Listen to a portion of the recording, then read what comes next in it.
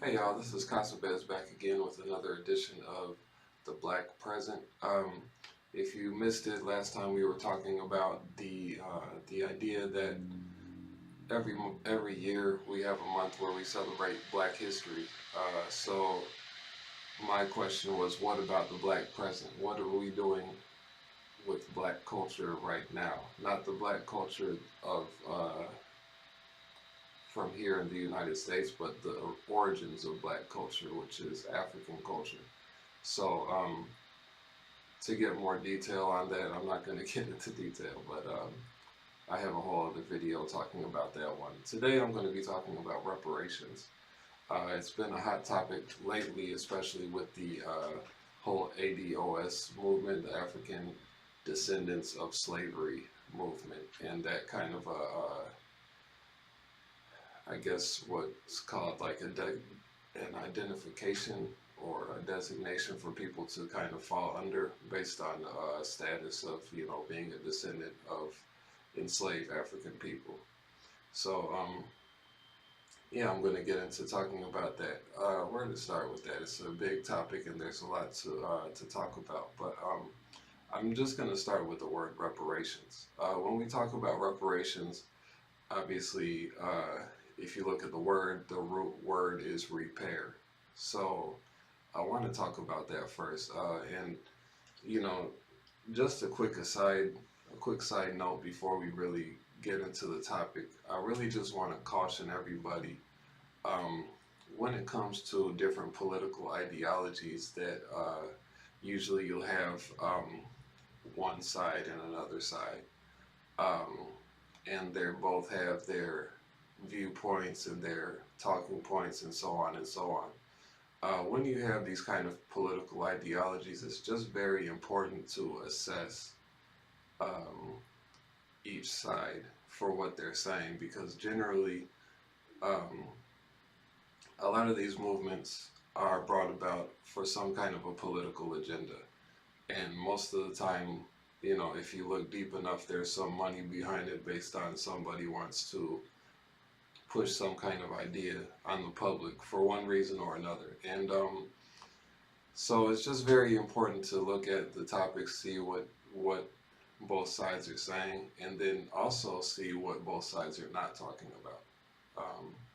Because when we talk about this, and when we talk about this reparations movement, the reparations topic, one thing that I don't hear talked about at all is really what reparations means. And okay, so if we look at the word reparations, I'm just going to look at the word. I'm not going to look at what anybody's saying about it, just the word. The word starts with repair, reparations. To repair is something that you're doing to repair something. Now, when you talk about repairing, basically that means to return something into its normal working condition. If you look at a car, if you look at, recently I just had to pick up my TV from a repairman. He repaired the TV. It's now in its original working condition. Okay. The TV, when I first got it, when it was working, there was things that I liked about it, things that I didn't like about it. Um, but regardless of all of that, when the repairman came, it's not about judging what was good and bad about the TV originally. It was about bringing it back to its original working condition. So that's what repairing means. So if we're talking about reparations, um, in the context of how we are looking at it here in the United States with regards to people of African descent who were enslaved in the transatlantic slave trade. A very specific point in history and a very specific uh, travesty, catastrophe, Holocaust, or whatever you may call it, that happened to a specific group of people, very large specific group of people, um, and the effects that all of that is having still today, both for the ones who got rich from that Holocaust and those who suffered as a result of it and are still suffering, the descendants of those people still suffering as a result of it. That's what reparations is coming to address. The idea that people were kidnapped from their homes and taken, stripped of their culture, their language, their clothing, their values, uh, separated from their families, beaten, tortured, raped, um, forced to work until basically they died. That's the reality of what happened. And so the idea is that something should be done to fix the damage that was done. And now, when we hear about what reparations will mean for us now, here today, is that the government should, or I don't know if they're talking about the government or specific corporations that profited or what have you, but the government should be the one to enforce some kind of monetary compensation, meaning that people who are descendants of those enslaved people would receive some payout for what happened. I'm not really sure what all that's entailed. There's been a lot said about how much money that should equal.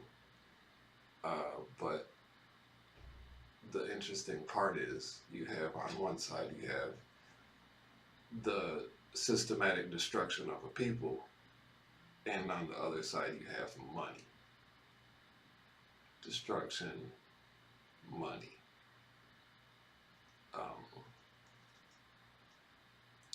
Let's just say it's very questionable the degree to which money is the answer. You know, you hear about people who maybe got sick from some medication or some medical malpractice or what have you, and they receive money. Now, if they no longer have use of one of their limbs on their body, the money does not bring back the limb on the body, for example. So, when we talk about repairing, one thing to keep in mind is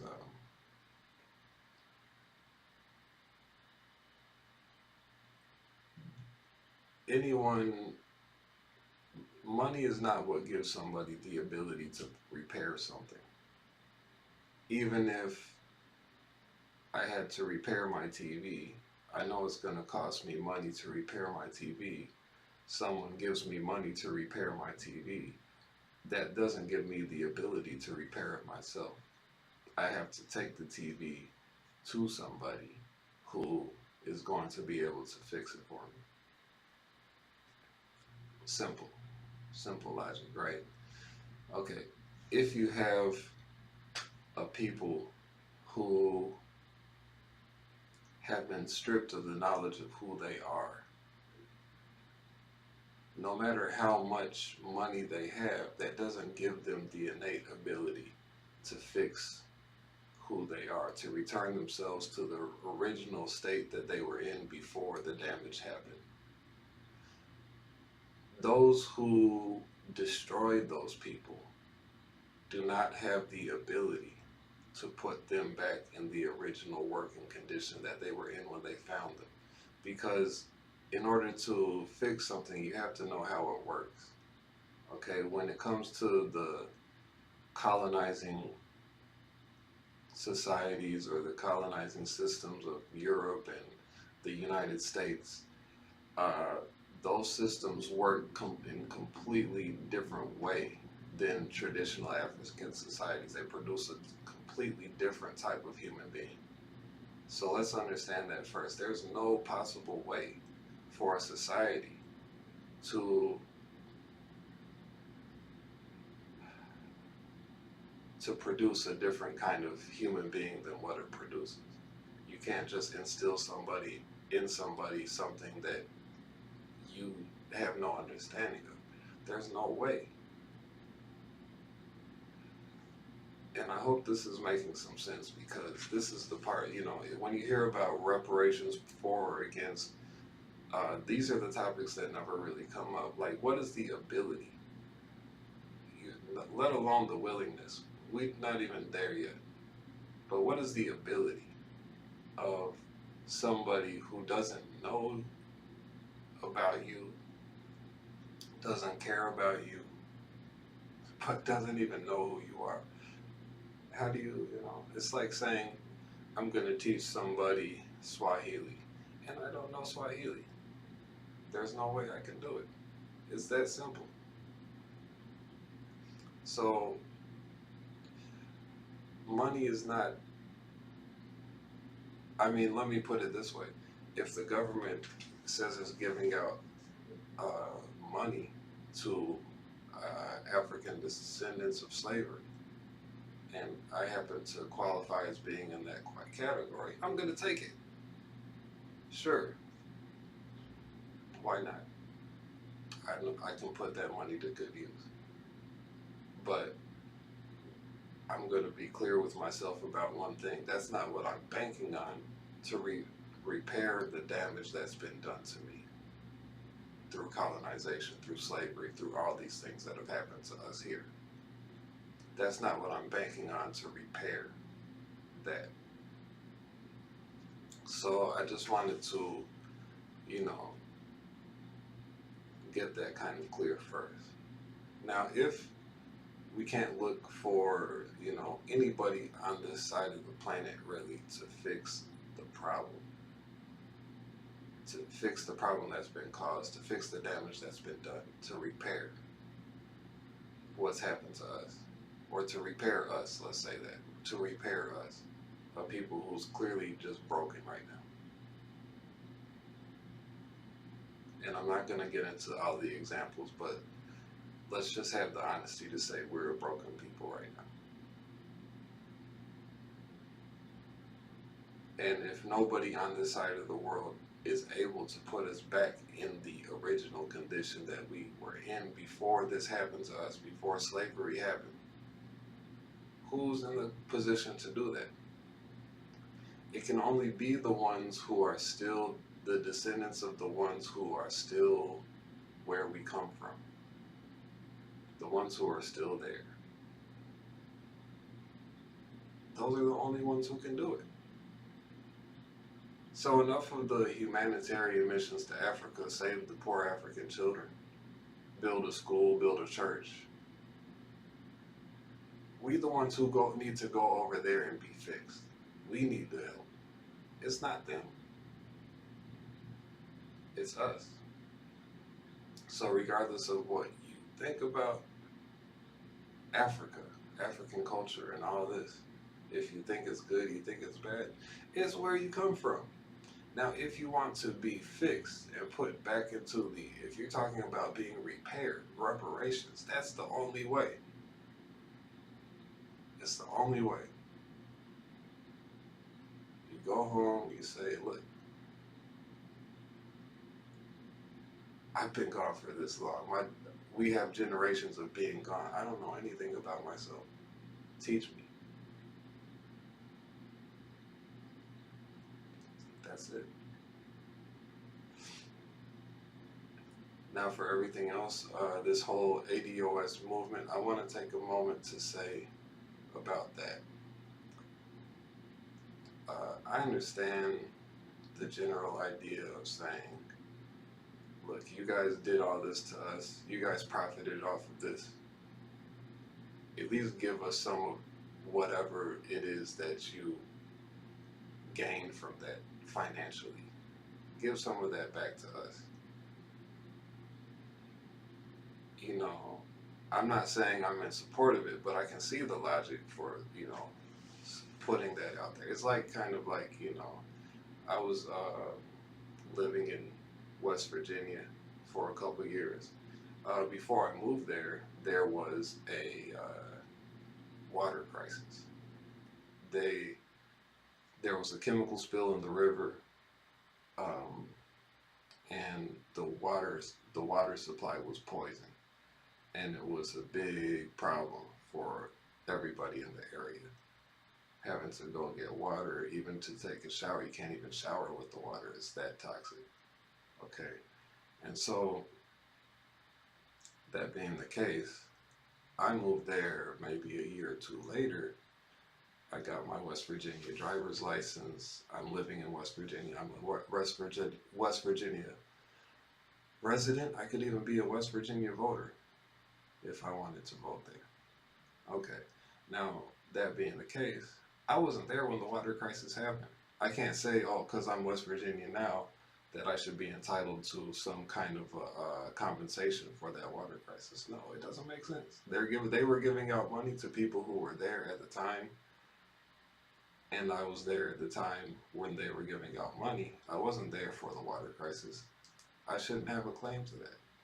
So I can understand people, the ones who were affected by slavery, just saying, look, we were affected by this.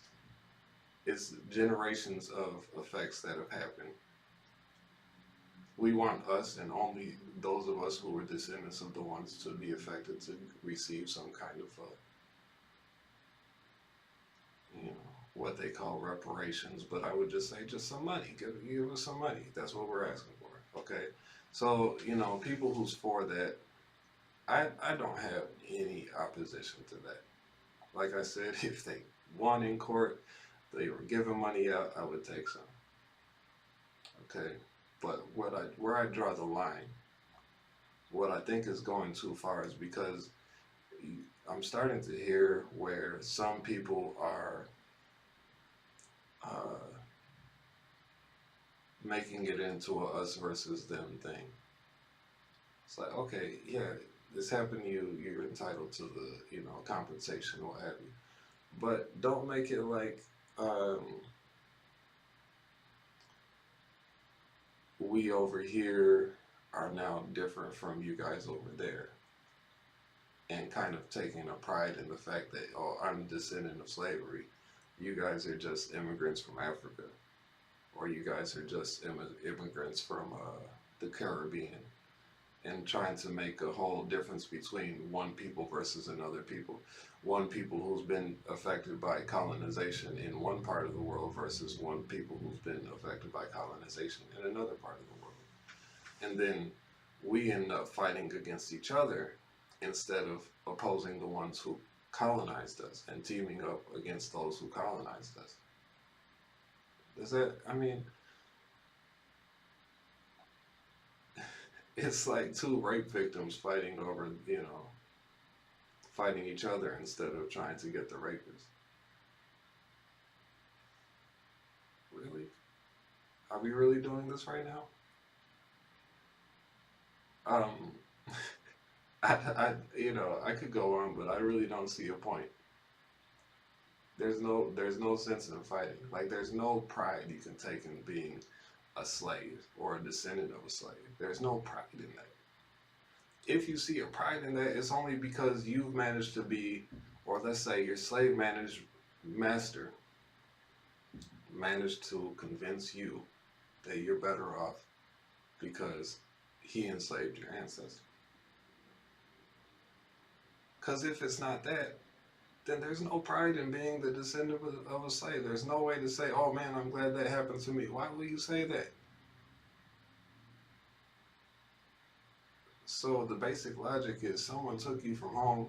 Maybe your ancestors would have given anything to go back. Now, us, the descendants, we have the ability to go back. But we're not doing it. So I'm not going to spend my time asking for, some of what these slave masters gained financially or materially at my ancestors' expense. I'm not going to be asking for that. Especially when time after time they continue to prove that they don't care about us. They don't care about anybody. They don't even care about each other. They go all around the world raping, pillaging, destroying. It's not just us that's suffering. And then you want to go back to the same people and look for some compassion? No, it's not coming. And if it comes, the only reason it's going to come is because there's some agenda behind it. How that's going to continue to serve their interests. That's the only thing that you can expect. So if we're not looking for 400, 500 more years of the same thing that we've been in up until today, 2019. I keep saying keep hearing it's 2019. You know, we should be past certain things by now. Uh,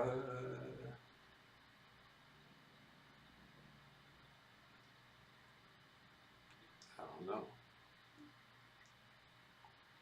I think we were saying that 20 years ago in 1999. It's about to be the 21st century. It's too, we're too advanced for this. We're too advanced for that. Now we have Donald Trump in the White House. Who would have thought? So, we aren't, things don't seem to be getting better. We need to try something different. What have we not tried before? What have we not been doing? And the one thing that we haven't been doing is going home and saying, look, hey, fix me. I need help. Look what happened to us over here. We need you. Teach me who I am. Teach me who my ancestors were.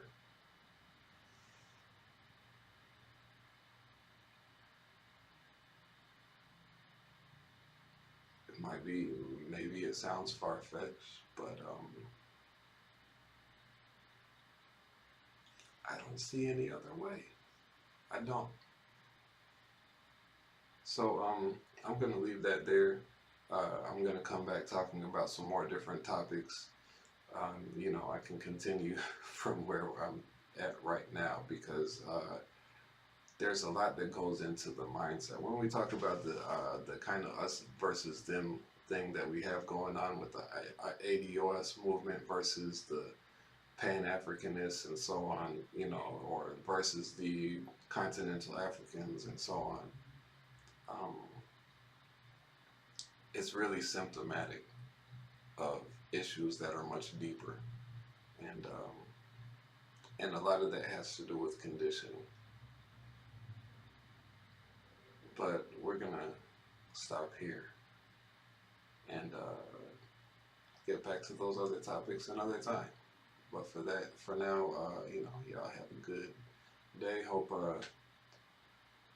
I could give you something maybe a little different to think about on the topic. All right, y'all. Until next time, peace.